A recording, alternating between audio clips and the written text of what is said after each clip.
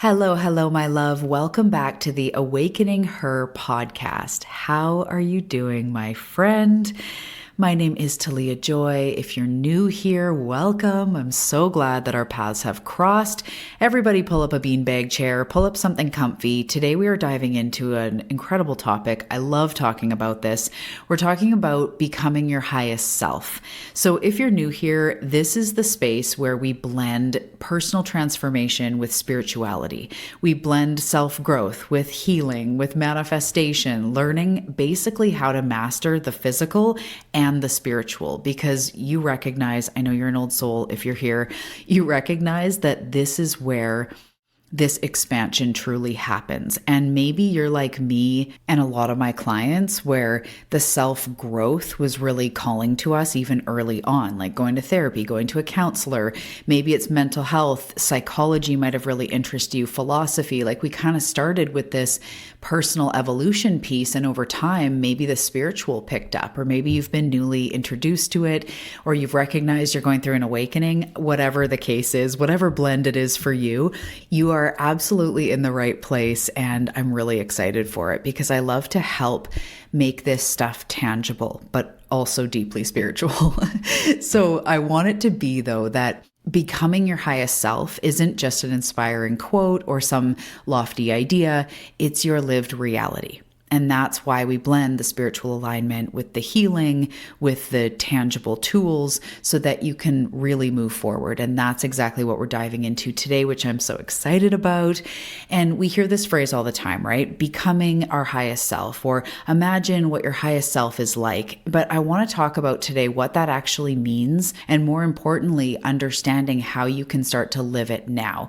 I'm going to give at the end 5 really tangible, I'm going to call them just like nuggets of advice when becoming our highest self, to do with the physical, the spiritual practices, environment, stuff like that, that can really help you, because I've really been thinking a lot about it lately. And when I look back on my goals, of course, I wanted things like to write my book, or to have the business, or to make more money, or to be in a certain idea of health. But what was really behind that was almost like the freedom of being my true self, being who I truly am. And it felt like money and health and travel, like that's what that gives me, is me living my highest timeline, which is absolutely what it gives me. And for you, your goals. But that's what we're here to talk about today, is there's a whole other aspect beyond the tangible goals. And that's living as the person you're meant to become, who you truly are, soul aligned, highest self, which is, again, exactly what we're diving into. This is the version of you that's magnetic, that's confident, that's aligned, that is in love with her life, that loves being who you truly are, if that makes sense. The version of you that feels truly like yourself. And ironically, that ends up being the formula for manifestation and quantum manifestation, which means giant leaps forward in a short amount of time. Because when you start to live as that highest self, you energetically match something much different than what you were living before, and life will immediately start mirroring it back. So I'm not going to give too much of a spoiler, because that's exactly what we're getting into. We're just in the intro right now, so let's not get ahead of ourselves. But if you are resonating with this, you're going to really enjoy today's episode, where we blend that spiritual piece with the tangible piece, and I'm so excited. And if you are that type of person that's like, yes, I highly recommend joining On the Path. This is my private membership space where we really dive into not just the topics, but the how do I do it and what do I do? And April is all quantum manifestation. So this is all about embodying your highest self, making it tangible. We've got practices, meditations, deep dives. It's the actual how. So if you're interested in that, I will put the link below to On the Path, the private space. Okay, let's just dive into today's episode. I really want to. I hope you're ready. Take a sip of water, take a sip of your coffee, your matcha, whatever you're sipping, and let's dive into this beautiful transmission we've got today. Hey, beautiful soul. Welcome to the Awakening Her podcast. I am so grateful that you've been led here, and I'm so excited for you that you're answering the call to manifest more magic in your life. My name is Talia Joy, and I am committed to showing you exactly how to manifest more excitement, ease, success, abundance, confidence, love, and anything else you've been craving. So, if you're ready to go on a magical journey of spiritual and self-growth to manifest the life you're meant for, we are now besties. Let's dive in.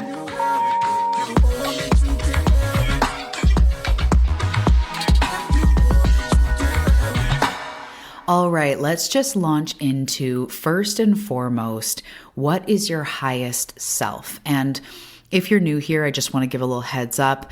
I am an intuitive channel, as I believe all of us are, and I channel my team of light. So if I'm saying my team shows it to me like this, or how I'm seeing it is that type of thing, that's because it's from them. And when I go into soul stuff, past life stuff, highest self stuff, I really like to consult them, because to me, that's like the straight goods. So most of this information comes from my general understanding of the highest self, and most of that is because of my team and because of what I've received and heard and accessed through all the years, plus what they tell me as I literally record. So if you hear that, that's what I'm talking about. So first and foremost, your highest self is not a future version. It's not the best self either. We'll do some differentiating with those in a second, but it's not the future you. You don't have to chase it. You don't even have to do anything. I know it's going to sound contradictory, but just trust me. You don't even have to do anything. It's the real you. It's the truest you. It's the you fully expressed. You being who you truly are. Soul aligned. Connected to life force energy, to divine source, to truth, to love. And this version of you is already inside you right now, more or less waiting to be expressed, more than anything you actually have to find or have to dig at. Just because we go deep doesn't actually mean it's far away or it's hard. It's just a deeper part of you, and they're wanting to be expressed. So if you think of the highest self as the true self, and you start in your day-to-day life, as I'm sure you've been doing, asking yourself, like, what do I truly want? And what do I truly like? And how do I want to spend my time? And what do I want for myself in this lifetime? And what do I need to eat today? And, what kind of exercise does my body want to do? When you ask deeper questions, you're really tuning into your highest self. It's the part of you that remains when we strip away the human levels of like identity and insecurity and what you can and can't do and what you should do and what your parents want for you and what society says you are and the pressures and the trauma. And all of that is an important part of being human, which we're both, right? We're soul and we're human. That stuff is an important part of your evolution, your personal transformation. So it's not bad. It's actually incredibly on purpose to have to take part in being human in the game that we chose for some reason to come down and play, right? When we strip away the can and the can'ts and the limitations, we get to access our highest self. I like to ask myself questions like, if money or responsibility or judgment or obligation or whatever weren't an issue, if time wasn't an issue, if I didn't have pressure to do this, like what would I really want to do? What type of food would I eat? Where would I spend my money? Where would I travel to? How would I spend my day? How would I spend my time? It's that deeper, if nothing was burdening me kind of thought. If nothing burdened me, if there wasn't any shoulds, who would I be? And that is how we start to unpeel the layers and access your higher self. So I want to talk about for a second that human part. And in some ways, I don't know if you'll relate. If you're a starseed, you definitely will. But being a human is like heavy and hard. And, again, there is so much. And we have nervous systems and we have a brain and emotions and finances and pressure and friends and drama. And it is tough to be human. And if you feel me, I feel you and I see you. It is not easy. Sometimes just I have an appointment Tuesday at 11. I feel suffocated because Tuesday at 11, I have to be someone. What if I don't feel like it? And just being a human, right? We got to pay taxes. We got to go to the dentist. It's all this blah, again, all this stuff. But our brain is the part that really makes us human. Of course, our body and all that. But I want to talk about the brain for a second and how it loves rules, what's right, what's wrong, what we should do, what we shouldn't do, how we are perceived to others, what others think of us, all this. And that conditioning and that noise pulls us away from our center.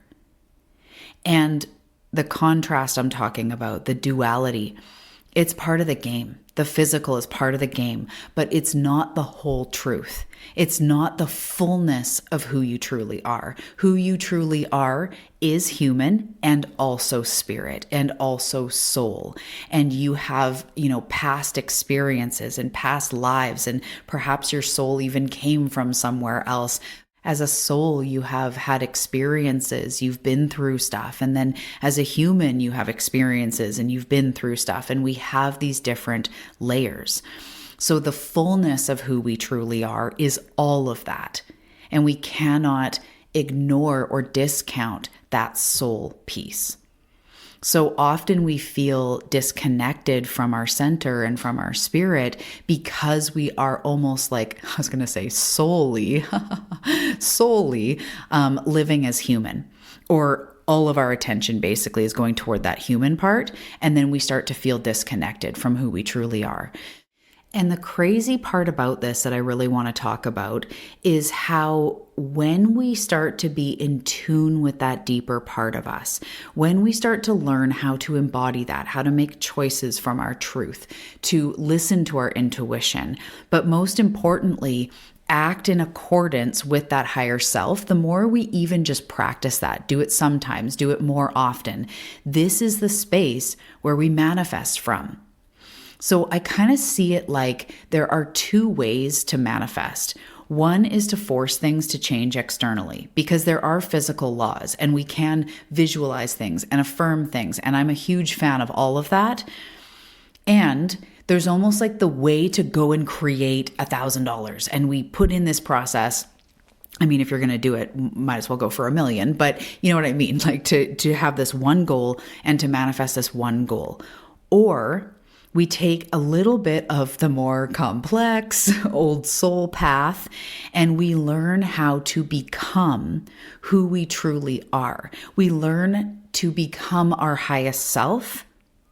And that path is where we become magnetic because we become that vibration internally and then it radiates out and then we start to manifest with ease. Or I used to call it spot manifesting, or we try to spot manifest. Have you ever tried to just get a 6-pack, but without working anything else? It won't work.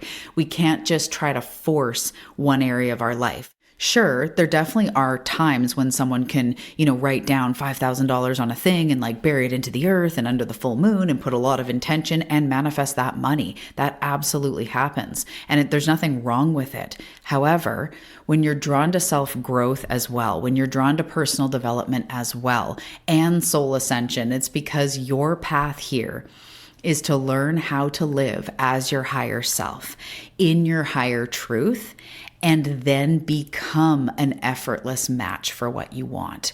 Because when you're more in touch with your truth, you're more brave in the way of you know what, I'm just going to write the book because it's in my highest truth. My intuition whispers, or I'm going to treat my body well, or I'm going to go for a walk, or I'm going to deeply connect with people. It'll lead you to all the right places. But instead of trying to force each individual thing, each individual piece, you become who you truly are. And the bonus byproduct is effortlessly, or naturally, I should say, manifesting more money, higher health. You don't have to choose spiritual awakening or manifestation, or you don't have to choose like self-growth or to practice manifestation magic. It happens together. It happens as you continue on this path of becoming your higher self. And when you learn, again, to make decisions from that place, to be in touch with your truth with a capital T, your center, the self, the true self, when you're in touch with that, when you're learning to embody that, like I said, you make different decisions and all that, but your energy shifts. And that is a quantum leap. That actually brings you back into quantum manifestation. So I hope that this makes sense. Sometimes I riff and I'm like, does this make sense to other humans? I hope so. And I know that if anyone's going to get me, it's you guys for sure. So it's like we can either learn to do manifestation and manifest the client, manifest the one thing, or we go out on an awakening journey, a self-growth journey, a healing journey, and we learn how to become who we truly are. And from that place, we radiate confidence, we radiate clarity, we have been healing, we feel more ourselves. We feel less stressed, less ill, more magnetic, more soul aligned. And from that place, we quantum manifest. And if you are on the path, you know, in this breaking down of quantum manifestation, it's not even like you have to be perfect. It's choosing to practice it, choosing to put your energy into that type of work rather than external force, or rather than just 75 affirmations a day and then being frustrated why it's not working, or like I did this meditation, why isn't this working? And this path isn't easy, right? It does involve the self-growth, the self-awareness, the healing. But the good news is you've already been doing that. You've already been doing that for a while. So when we turn our focus more into embodiment, more into becoming our higher self, that is where very quickly you do start to attract more abundance. You do start to attract more clarity because you're in touch with the truth of who you are. So I want to touch on for a second, as an old soul and as someone here for deep transformation, your soul, as I mentioned in the beginning, is more like waiting to be expressed. And we start to tune into it through our intuition, through asking ourselves those questions, like what does my true self want to say, or my higher self, or my soul? This is where we start to access that. So why I'm saying this is like your soul is waiting to be more and more realized, and how we realize it is through the higher self. So when you imagine your higher self, that is literally your soul manifested into a form of a human. Okay, I'm really sorry if this is not making sense, but it's hard for us to tangibly understand what our soul is, right? Because in some ways, like it's kind of formless. What is our soul, right? So as a human, when we imagine our highest self, that is like our human self infused with soul, infused with truth, infused with that fullest expression of who we are. So the highest self is really where soul meets human. And we can master this lifetime, because right now we are human. Right now we're having a temporary human experience. And at one point we will be recycled back into the earth and go back into soul or back into formless for a bit. But right now we're human. So it's about blending the two. And that's why your higher self is so important, because that is like the embodiment of what it means to master the human and the spiritual experience. So again, I hope this makes sense. And from that place, manifestation becomes easy. You make different decisions. You show up differently. You feel different about yourself and your self-worth and what you're capable of. And that is true magnetic manifestation. So the last thing I want to say before I get into the tangible down to the ground tips, because I know we went far and wide there for a minute, but the other thing I wanted to say is that your highest self isn't perfect, and we have to take them off of the pedestal. Our highest self isn't perfect. They're more aligned with our soul. So in some ways, if the higher self, if you're being your higher self, and there's a day where you need to break free of your exercise plan because you're exhausted, your higher self is going to meet you with grace and compassion and say, yeah, you should rest.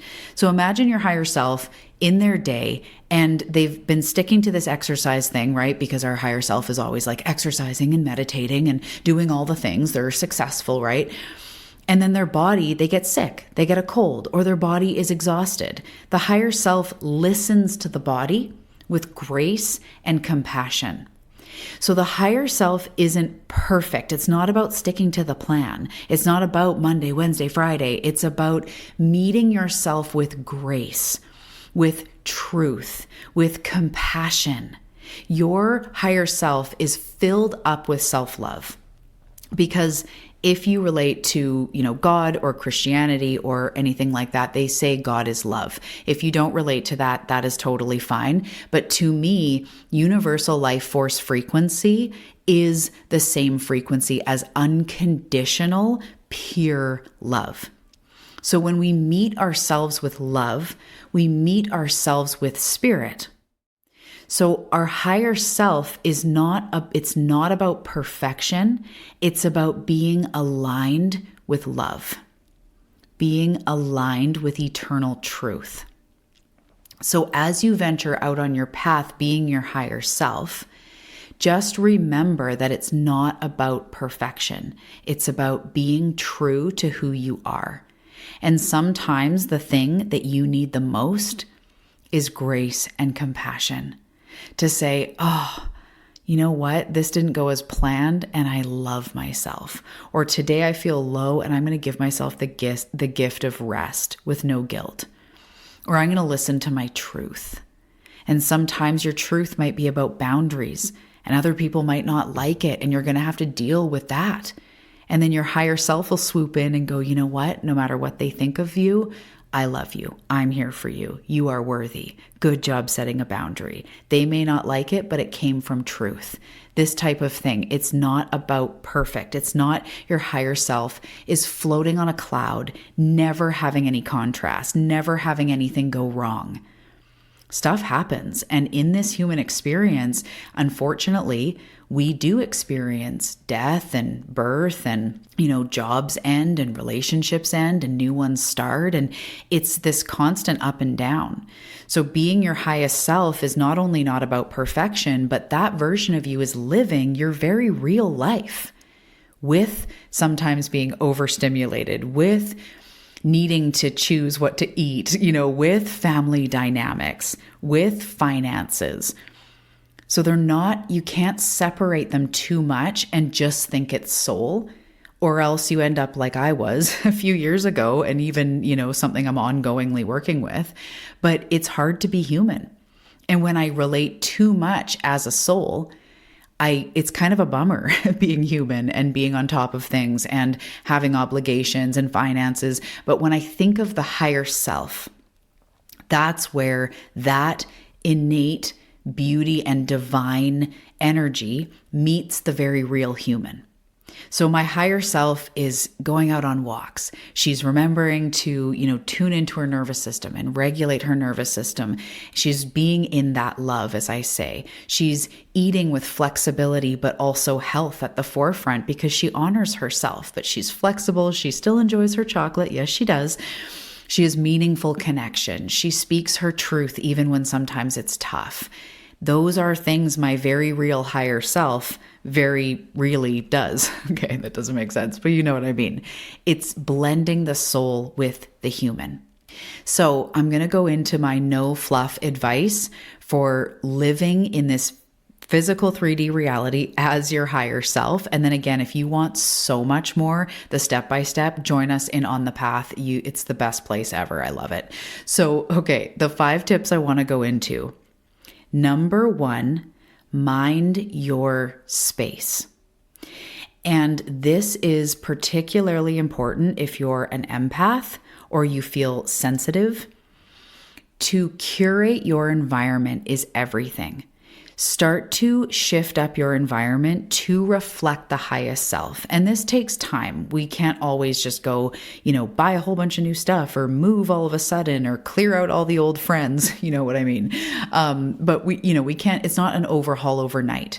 But I want you to really start to think of your environment, who you spend time with, what your physical space looks and feels like, your car, your closet, your office space, the energy, the vibe. Do you need more plants? Do you need to declutter? Do your clothes even feel like you? Does your stuff even feel like you? How is your desk reflecting your mindset? Who are the people that are continually or consistently entering your vibe, entering your bubble? Really looking at your space. And for me, my space is so important, even to the point where my husband and I, we have only warm lighting in our house. We actually went back to old school bulbs. Don't come at me. To have that real light. We get really dim light in the evening, blue screen filters, all the things, because my space is everything. I'm also obsessed with plants and stuff. So I have like life in every room. And definitely with 3 kids, my house could be, I'm sure, less cluttered and a few less dust balls and Lego pieces on the floor. But to me, it's not about that. It's about living comfortably, feeling like I walk in the door and it's like my comfy pants are on, that feeling of just wearing a huge hoodie and comfying up with a blanket. And so my space that me and my husband curate and my kids live in and everything is so important. And then I also have my sacred spaces where I meditate, where I move my body, where I work out, where I pray, where I read. I have these other little, even if they're small, some spaces are bigger than others. You might be living in an apartment, or you might be on the go. You might be, van lifing it, or maybe you have a huge house. Whatever you can do is perfect. But curating little spaces that feel sacred, that feel energetic, bringing in some natural elements, like I said, plants or crystals, things that are made of wood, glass, metal, these earthy elements, and just minding your space, minding who you let into your space, even if it's your emotional space, even if you're talking on the phone and it's not physical, curate your environment to reflect your higher self, because especially, as I said, if you're an empath, you will absorb your environment. So I'm an empath and a human design reflector, which literally almost means I have no self bubble, and myself can be lost very quickly in my environment, the people I'm around, all of that. And so I've had to learn this one the hard way, but even every day before work, I tidy things up. So if I have like a bunch of notebooks and a coffee cup from yesterday, before I even start in my space, I don't deep clean Martha Stewart everything, but I clear away. I make sure my space is like, feels good, basically. So my first piece of no-fluff advice for you is to intentionally curate your space to reflect your higher self. And the space that came up as I'm talking about this, if it's like your closet, your car, your office space, the garage, whatever, the place that came up, start there and really work on bringing everything together to feel harmonious, to feel good to you. The next piece of advice I want to say is to stop entertaining old energy. So what you tolerate, you stay stuck in. And old energy can be many different things. But there are times when I'm like, I'm just not going to engage in that. And it could be a thought in my mind. And I work through this with clients a lot because it's so easy for us to fall into old energy, old identity. But when you're moving forward, I want you to continually channel your higher self and not entertain that older energy. Just noticing when you're coming from low self-worth or chaotic energy, and just take one thing and go like, I am no longer going to tolerate that because that feels like it's old. It doesn't resonate. It's bringing me down. Okay, number 3 is to speak her words now. We have a weekly practice on the path that was just dropped that is all about these affirmations in a very powerful, specific way. And what I'll say here is thinking about how this version of you talks to herself, the types of things they say about their goals, about their reality, and start anchoring that in now. Your language truly does anchor in and show what you truly believe. So even when you're talking to other people, it doesn't mean you have to be like, everything's great, especially, we need our besties and we need time to vent, but just be careful of what you say. Be careful of saying, this is never going to work, or it's never going to change, or I'm going to be alone. Like these definitive statements. And instead even saying like right now, it's really challenging, or right now I'm experiencing a lack of time, or right now I feel exhausted. These things are fine. It's when we say this is never going to happen. I'm never going to do it. I'm not worth that, or I'm never going to find someone that this and that, right? Just being really careful and softening the language. So coming back to remembering that your higher self isn't perfect. They go through stuff too. They can experience a breakup. They could experience an unexpected job shift or something. How would they speak about it? That's what we want to look at. So number 3 is about speaking their words now, being really aware of language. Okay, number 4 is making higher decisions about your future from the level of your higher self. So thinking about, what do I truly want? What does my higher self want for me in the next year, in the next 2 years? What does my soul want for me? And really try to trust that even if it says connection, rest, purpose, healing, it doesn't mean you can't also make money or, get healthier. It's, again, you don't have to choose either or. The higher self will lead you to the manifestation. So when we make higher decisions, even if sometimes it's like pull back from your business, you need to take some time for you. Often we'll go like, but if I do that, how am I going to also, get the book out or transform my health? But we have to trust. We really do need to trust in our highest self, because your highest self isn't going to have you move forward in one direction, but horribly backward in another. We don't have to choose. All we have to choose is our higher self. We don't have to forfeit our goals or making money or being successful to step into the highest self. Does that make sense? So making decisions about your future from that higher place, asking them their advice for you, what they want for you, even what the next step is for you. Okay, and number 5 is so simple, and it ties these all together. I want you to ask yourself with your hand on your heart multiple times a day, what does my higher self say? What does my heart say? What does my truth say? Whatever word you want is completely fine. What does my soul say? Completely fine. But ask yourself over and over and over, what do they want for breakfast? What do they say to do as the first thing you do when you wake up in the morning? How do they want you to handle that thing that happened at work? How are they pumping gas? What decisions are they making about dinner? Because sometimes your higher self is going to say, don't eat out, let's make like a beautiful, colorful meal. And sometimes your higher self says, you deserve a taco, right? So we really want to check in. It's not about right or wrong. It's not about that there's only one way to go. It's about what you need right now. So my pieces, again, just quick recap of the no-fluff advice. Number 1 is to mind your space, to intentionally curate your environment to reflect your higher self. Number 2, stop entertaining old energy. And you'll know what I mean. You'll know what you mean with old energy. That can be many things, but what you tolerate, you stay in. I heard recently someone say that if you're not changing it, you're choosing it. So when we don't do anything about that old stuff that's really bringing us down, then we're not going to be able to change. So really get gritty with how you talk to yourself or who you allow again in your space or anything of old energy. Okay, number 3 was to speak their words now, to speak as your higher self, to think about what their language is like, even when we're going through hard things. Number 4 is making decisions, and especially long-term decisions or future decisions from your higher self. Making sure you're asking, what do they want for me in the next year, in the next 10 years, or even in this lifetime, and even in tomorrow? Really asking questions about the future coming from the higher self.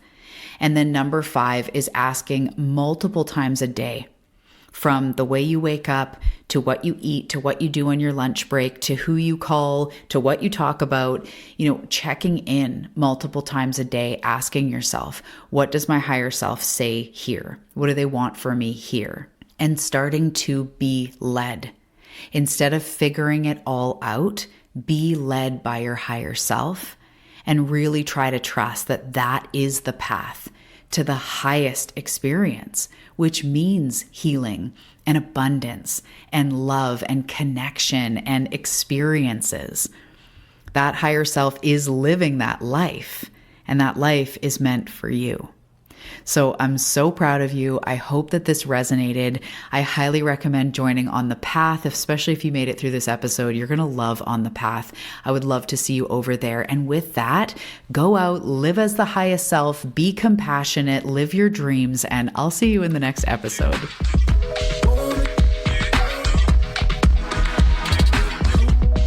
Hey, thank you so much for tuning into today's episode. I really hope that it served you. So before you go, I want to share something with you. If you're loving these conversations about self-growth and healing and moving forward, and you're really ready for more tools, more implementation, more integration, more structure, more what do I do? I invite you over to On the Path. This is my only private community, and honestly, it's the place to be if you want to integrate, if you want to deepen your journey and you find my work helpful. Here's the vibe: bite-sized practices, ongoing support, deep dive episodes, weekly practices, monthly challenges, literally just keeping you on your path, showing up for yourself day by day, week by week, month by month. So this is where you really put it into action, and I've got your back with these assignments, tools, practices, shifts, deep dives, meditations, journal prompts, and literally everything you could need to carve out your unique journey of self-growth, self-healing, and transformation. So I'm not going to go on and on. If you feel called, you feel called. And if you check below, because you made it all the way to the end of this, you'll find a link to join On the Path for the first month for only $11. So after that, it's just $27 a month, and you can go at any time. Okay, my love, I genuinely hope this episode lit you up, and I can't wait to welcome you over to On the Path, and I cannot wait to see you also in the next episode. Thanks so much, and have a great day.